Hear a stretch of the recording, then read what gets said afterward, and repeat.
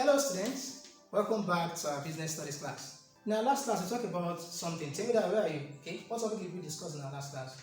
Business organizations. Very good, sit down. Helen, where are you?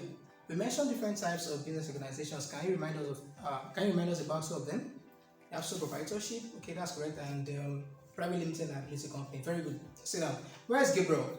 Okay, Gabriel, please mention two shortcomings of sole proprietorship.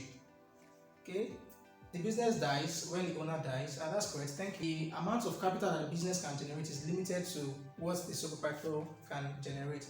Thank you very much. You see, that particular point has a link to the class that we shall be treating, with the topic that we shall be treating today. So our topic for today is business finance. What did I say? So business finance refers to how businesses raise money or capital to fund their financial needs, which may be long-term or short-term. So when we are talking about short-term needs, they are needs that require funding over a short period of time. So when we get here, we'll talk more about that. Now, what about long-term business financial needs? These are needs that require funding over a long period of time, maybe 2 years, 15 years, and so on and so forth. So I have this here, but before we get to this part, let us treat this conceptual framework that is on the board. Financial needs divided into two. We have short-term and then we have long-term. So other short-term financial needs, we have startup capital. For example, this school was established on the 5th of November 1990 by Pastor Dr. Olubi Johnson and Dr. Mrs. Sarah Olubi Johnson. But before that particular time, the family, must have thought of ways to raise money in order to start up this. If you want to establish a school, you need a piece of land. You need you need contractors so you can build the school, the classrooms. You need furniture and so on and so forth. Money is needed for all these things. All right. Another one is purchase of equipment. So here you are looking at we are already talking about working capital that is required for the day-to-day running of a business. Okay. So here an example is you might need 1 or 2 computers in 2 offices or more. All right. So we also businesses also need money in order to buy such equipment. Now the third point is payment of salaries. Now salaries of workers have to be paid. So businesses also need money in order to pay workers, salaries. Sometimes this kind of money comes from entrepreneurs' personal funds. Right? When you start up a business and the business is yet to generate profit, so you might have to pay your workers from your personal money. So these are short-term needs. You can't owe your workers for a year or two under normal circumstances. Now you also have day-to-day business operations. You need money for day-to-day business operations like fueling the vehicle, like for example this school, fueling the school buses, fueling the generator, purchase of markers and so on and so forth. Under long-term financial needs of businesses, okay, we have expansion. A business might decide to expand. Now expansion, a lot of consideration, a lot of logistics have to be considered here. So let's say this school wants to have another branch, okay, in Lagos, Ikoyi, Lagos. So it has to think about land. It has to think about how government might influence, its acquisition of land.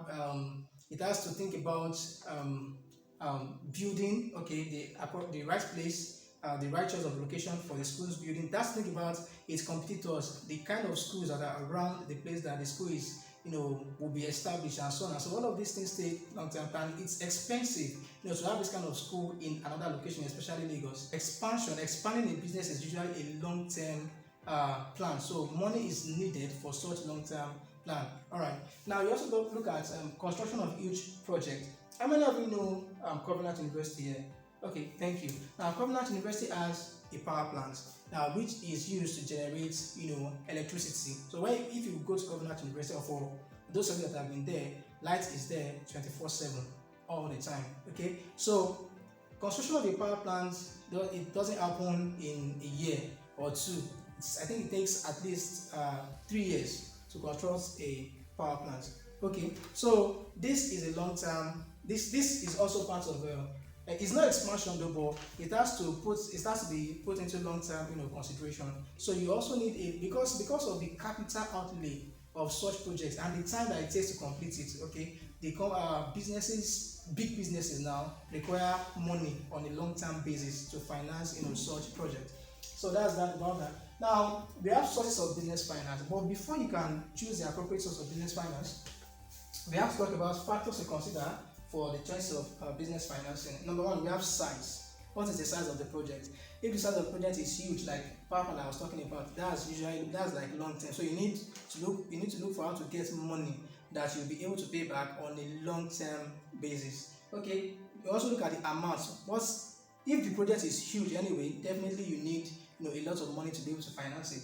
Now, number three, you have existing debt. If a business has a huge amount of debt on its hands and it needs additional money to run, okay, or to do one or two things, so that means a company is limited to finance options that do not require a huge interest payments, okay, or that can be paid over a long period of time, all right, and vice versa. We also talk about assets. Okay, the more assets a business has, the more it is able to use those assets as collateral in obtaining bank loans to finance its operations or projects and so on and so forth. So now let's come to sources of business finance. We have internal sources and then we have external sources. So number one, owner's capital.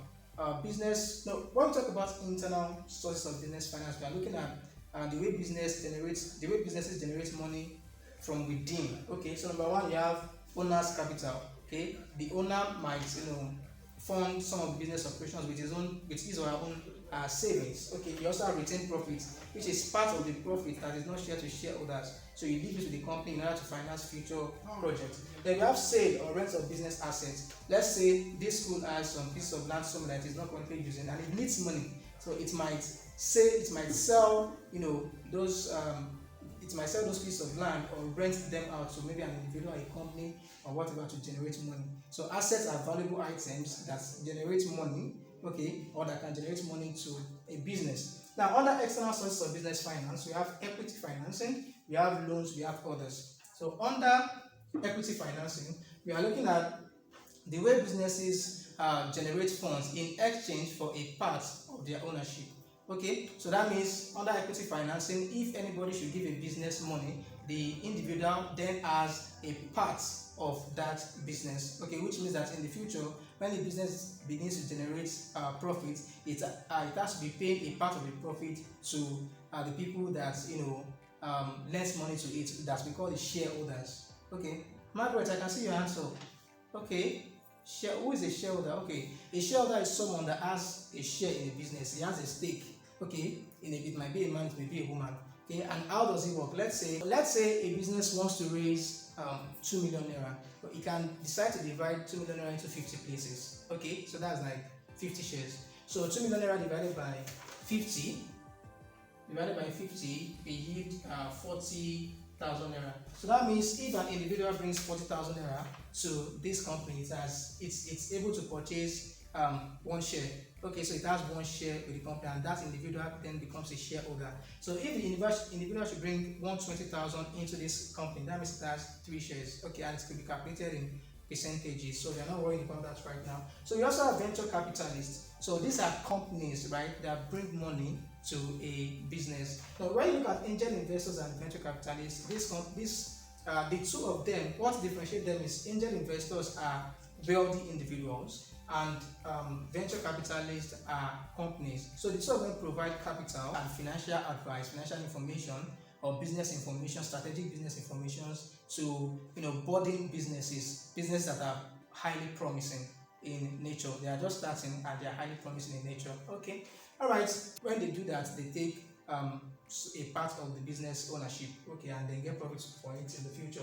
Initial public offering. This happens when a business goes public, when it sells shares, it makes its shares available to the general public. So individuals bring money to the company and so on, and by that the company is able to generate capital. So you have loans, bank loans, crowdfunding, debentures. So bank loans is easy, you get money from the bank and you pay interest. Crowdfunding, a business gets money from the crowd, from the public, all right, and when it begins to make profits, it returns the money with interest. I'm not going to explain debentures because it's an assignment for you, it's a personal assignment for you, and in the next class, you guys should be able to tell me what you've learned about debentures. Now, under others, you have gifts and grants. So your parents, your friends might give you money. Okay, if you are from a wealthy family, so your father or your mother might give you money to support your business, and you don't have to repay those funds.